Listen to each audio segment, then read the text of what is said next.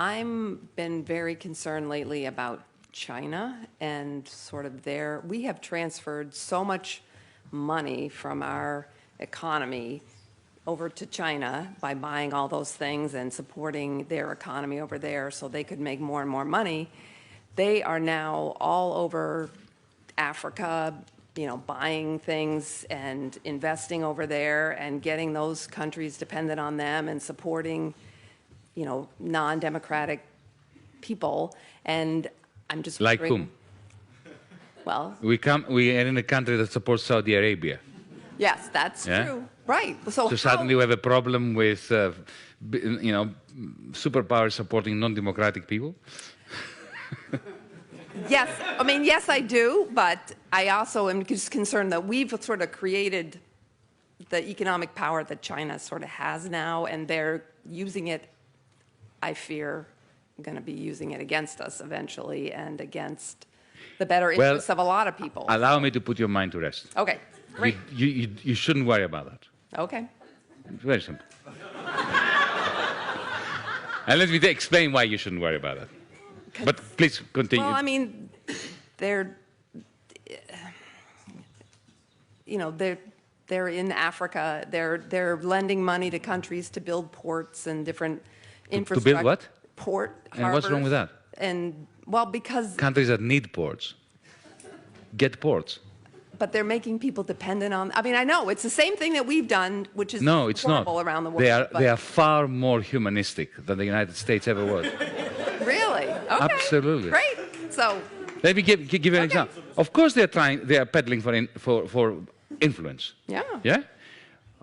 But they are non-interventionist. Absolutely non-interventionist in a way that Europeans, the West, has never managed to fathom. But I have a feeling they have a longer-term thought process that is more interventionist. All right. But anyway, let's judge what we see. Let's judge what. Okay. Wait. Let's start at the beginning. The Chinese never asked Apple to go to Shenzhen and produce all the iPhones. It was Steve Jobs that decided that. Yeah? Mm-hmm. It was not China that went to Washington, D.C. and demanded that they buy a third of your national debt. If they hadn't bought it, you would be in serious trouble. Mm-hmm. Okay. Number three. I did allude to this in my talk. If in 2008 China had not cranked up their credit bubble, you would be in a new Great Depression now. Mm-hmm. So, China, the United States, and the European Union are absolutely synergistic, and they need one another in a way that if we fail to acknowledge and to nurture, billions of people, including the majority of the people in this country, are going to suffer. When it comes to the influence of China outside its borders, I have to say, firstly, it's quite remarkable that they don't seem to have any military ambitions. Secondly, Africa. I'll give you an example, a specific example. Ethiopia. 2004, because I happened to be there, and I have some first-hand experience of it. They went into Ethiopia. I'll tell you why they went into Ethiopia, because they suspected there was oil. Mm-hmm. Because China is a major industrial power, but it lacks primary resources.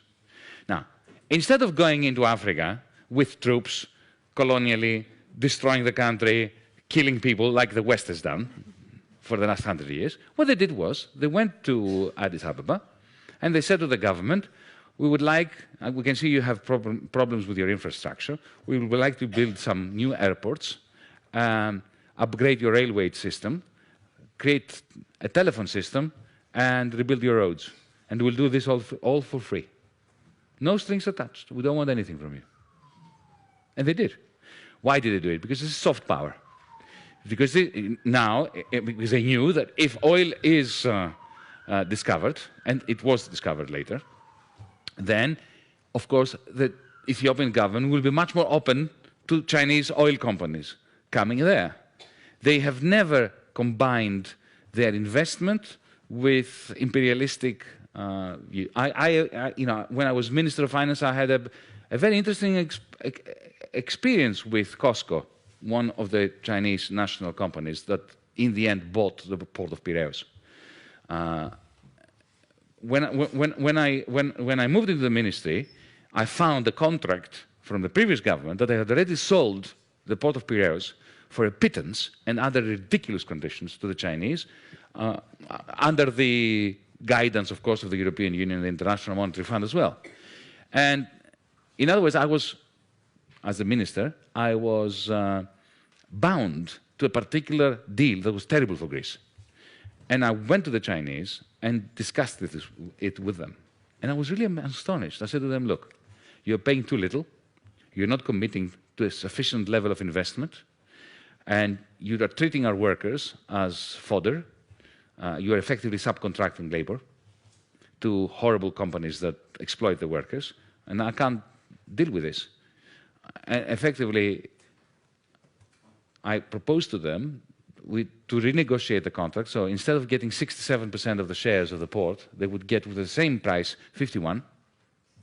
The remaining shares would go into the Greek pension fund system in order to bolster the capitalization of the public pensions. Secondly, I want you to commit to 180 million euros of investment within 12 months. And thirdly, proper collective bargaining with the trade unions and no subcontracting of labor. And to my astonishment, they said, okay. Can you imagine if that was a German company or an American company? That's why I'm saying I don't think you should worry. Okay.